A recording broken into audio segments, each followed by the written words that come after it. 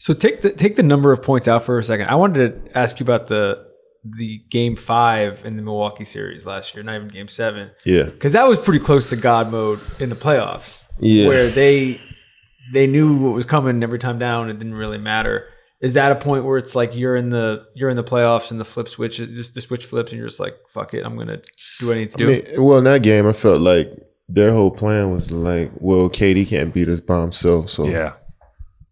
Let him just go crazy. We're going to lock everybody else up. So they were a little loose on their coverages. Left me one-on-one sometimes. They planned and dropped the whole game. It was just like, well, I mean, I made 17 of my 23 shots because I just felt like it was a regular season game as far as the coverage on defense. And then they ramped it up a bit after that, but I felt like they underestimated us that game. Statistically, that's like one of the best playoff games ever. I think. And I'm still pissed that I missed that free throw to get 50. It was like wide left, and I was just so hot because I should. The 50, 17, and 10 just looked way better than 49. I was sitting with my boy, you know him, Alan Yang, for that game, and we were like, "Fuck, he scored 55," and you break it. It's like that shit pissed me 57. off. What? You're right about that.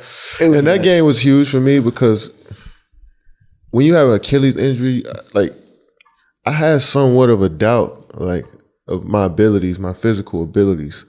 So like I wanted to test to see, like, that's the best team that we're gonna play.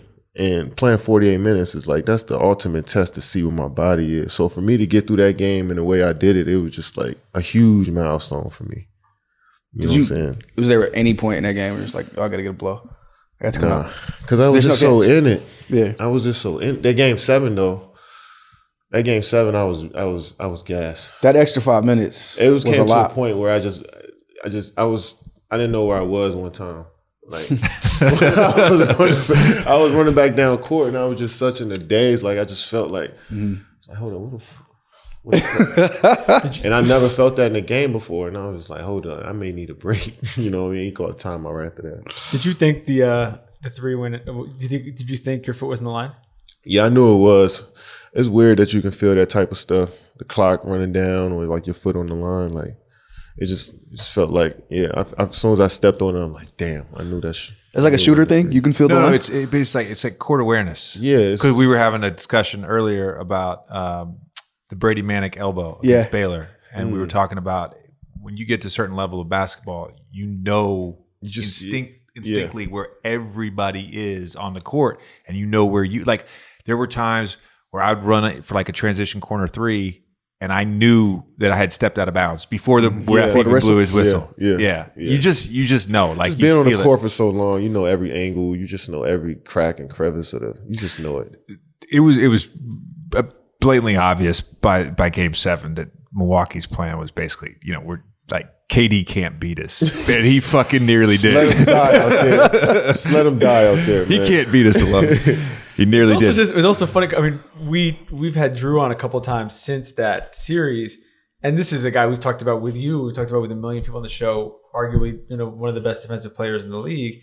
And he was saying about you. He's like, I think he literally said, like, we were like, how do you defend Kevin? He's like, you just play defense and then you just pray. You just like hope it doesn't go in. Like, I've seen that. Like, there's like nothing else you can do.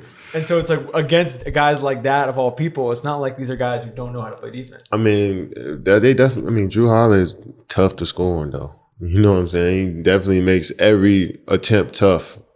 When guys are physical, you got to dive a little deeper, use a little bit more energy. You know, and that team was super physical with PJ.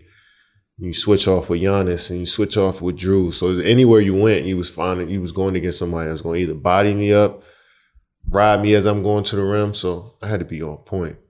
I always felt that way with Kobe. I was like, I didn't guard you enough to feel that, but like I'd guard D Wade, I'd guard Manu. Yeah. You know, those were tough matchups. But like I'd guard Kobe and I'd be like, he's either going to make or he's going to miss. Like that was my, like, I can make it hard on him, whatever the fuck that means. But like ultimately Kobe's either going to make it or miss it. There wasn't a whole lot you could do.